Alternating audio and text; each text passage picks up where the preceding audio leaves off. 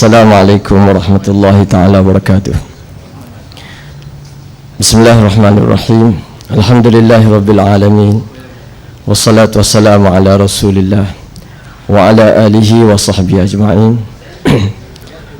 A'udzubillahi minasyaitonir rajim. Am hasibtum an tadkhulul jannata walamma ya'tikum mathalul ladzina khalaw min qablikum massathumul ba'sa'u wad-dharra وزلزلوا حتى يقول الرسول والذين آمنوا معه متى نصر الله ألا إن نصر الله قريب. Sadaqallahul azim. Yang dihormati pengurusi majlis, yang amat berhormat Datuk Menteri Besar Kelantan, yang berhormat timbalan-timbalan Pesuruhjaya PAS Kelantan, seterusnya para pimpinan yang saya kasihi semua, hadirin hadirat tuan-puan yang dikasihi. Saya nak bercakap pendek lah sebab masa diberi pendek. Kita banyak pimpinan yang akan bercakap. Masa malam raya baru ini tuan-puan semua, bermula daripada maghrib sampai malam, kita main mercun. Tidak ada kampung yang tak bunyi mercun.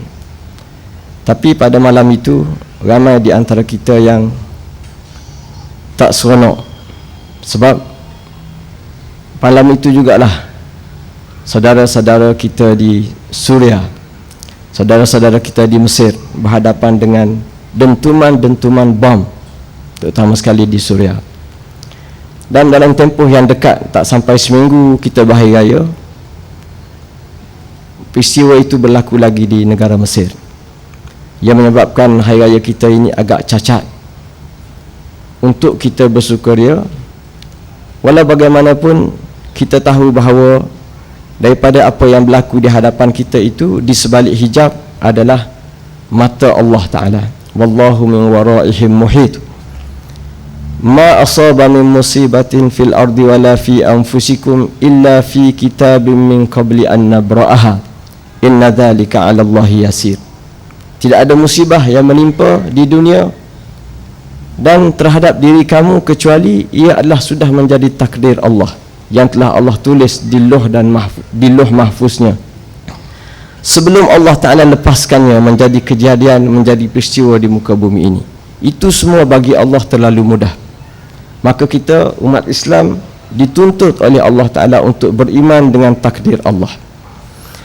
Tuan-puan semua, beriman dengan takdir Allah itu sukar diterima oleh manusia kerana mereka tidak beriman kepada Allah. Tetapi Allah Ta'ala mengajar kita dan Allah Ta'ala beritahu mengapa kamu perlu beriman kepada takdir. Likaila ta'sau ala ma fatakum wala tafrahu bima atakum. Agar kamu tidak merasa sedih kalau kamu hilang sesuatu dan kamu tidak gembira dengan apa yang kamu terima daripada Allah Subhanahu Wa Ta'ala. Ini tuan-puan semua saya sebut sebagai satu mukadimah untuk gambarkan bahawa Allah Ta'ala telah menciptakan kejadian satu demi satu, dan di antara kejadian-kejadian tersebut Allah Ta'ala namakan dia Yaumun min ayyamillah, hari daripada hari-hari Allah, iaitu Allah Ta'ala cetuskan sesuatu untuk manusia dengan kejadian itu ingat pada Allah, ingat pada Allah. Dan kejadian yang berlaku di hadapan kita ini adalah cerita itu. Ulama-ulama kita menulis sari dua ni, dia menyebut peristiwa yang berlaku itu adalah Yaumun min ayyamillah, supaya manusia ingat kepada Allah Subhanahu Wa Ta'ala. Dan dia mengingatkan kita bahawa tuan-puan semua, kehidupan di dunia ini, inilah kehidupan yang sebenar. Kehidupan manusia diuji oleh Allah dalam segenap perkara, untuk Allah Ta'ala pisahkan orang-orang yang baik daripada orang-orang yang buruk. Am hasibtum an tadkhulul jannah. Adakah kamu menyangka kamu boleh masuk syurga begitu mudah, sedangkan masih belum datang kepada kamu apa yang telah Allah Ta'ala timpakan ke atas orang-orang yang terdahulu daripada kesusahan dan sebagainya. Sehingga kan berkata orang-orang yang beriman bersama dengan para rasul mereka, wahai Nabi kami, bilakah kemenangan daripada Allah itu datang.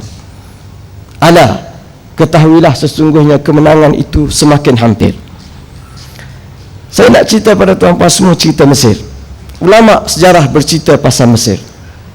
Bumi yang Allah Ta'ala jadikan bumi ini sebagai bumi yang cukup bertuah, walaupun sejarah awalnya dia adalah bumi Fir'aun, bumi yang penuh dengan kekufuran dan ketakaburan.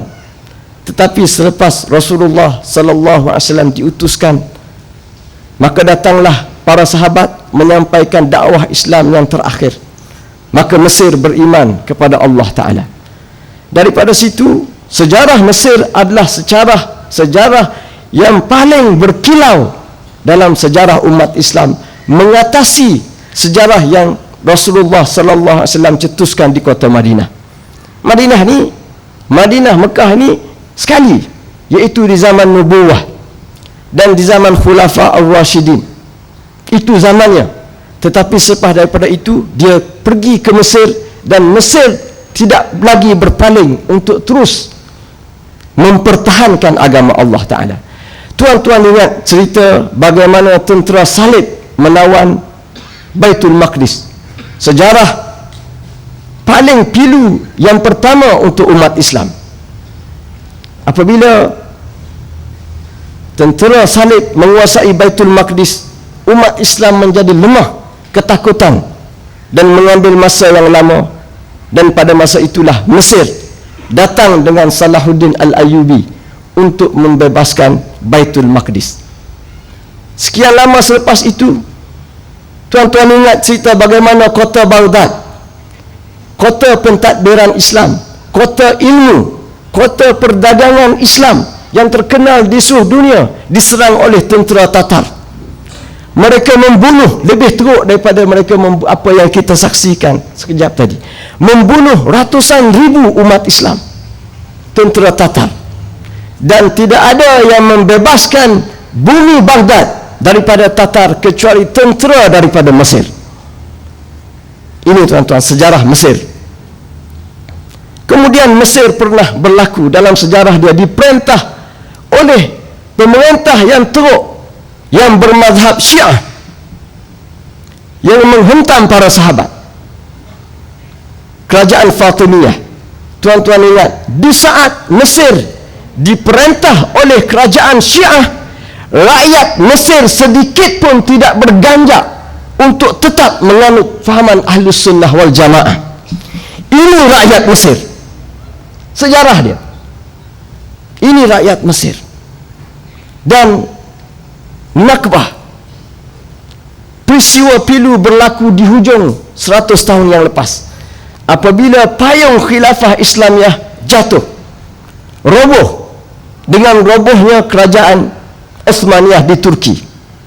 Tuan-tuan, ketika itulah umat Islam berpecah belah, hanyut entah ke mana, kerana tidak ada lagi khalifah untuk menaungi mereka. Di saat itu Allah Ta'ala menghantar seorang ulama yang menjadi mujaddid, tidak di Madinah dan tidak di kota Mekah, tetapi di bumi Mesir, namanya Hasan Al-Banna. Dan Hasan Al-Banna inilah yang telah menubuhkan Al-Ikhwanul Muslimun, dan dia telah menanggung segala penderitaan yang sepatutnya ditanggung oleh seluruh umat Islam di seluruh dunia.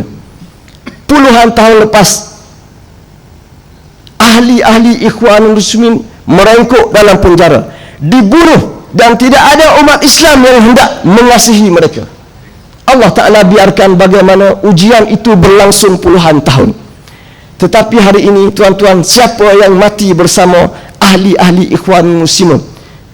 Yang mati hari ini bersama dengan penggerak-penggerak daripada pejuang-pejuang Islam Al-Ikhwanul Muslimin ialah para doktor, para engineer, arkitek, para profesional, ulama Al-Azhar. Mereka saling bermati-matian mempertahankan bumi Mesir. Dan Allah Ta'ala telah cambahkan rasa cinta umat Islam seluruhnya kepada Al-Ikhwanul Muslimin yang dibenci puluhan tahun lepas. Apa yang kita nak tahu? Apa yang harus kita tahu? inilah masanya Allah Ta'ala mahu memberitahu umat Islam, masanya kamu mencintai perjuangan Islam. Dan jangan kita anggap apa yang berlaku, yang kita tengok tadi adalah penghujung kepada gerakan Islam, tetapi dia adalah permulaan kepada pengakhiran diktator di bumi Mesir, insya-Allah. Wabillahi taufiq wal hidayah. Wassalamualaikum warahmatullahi taala wabarakatuh. Takbir.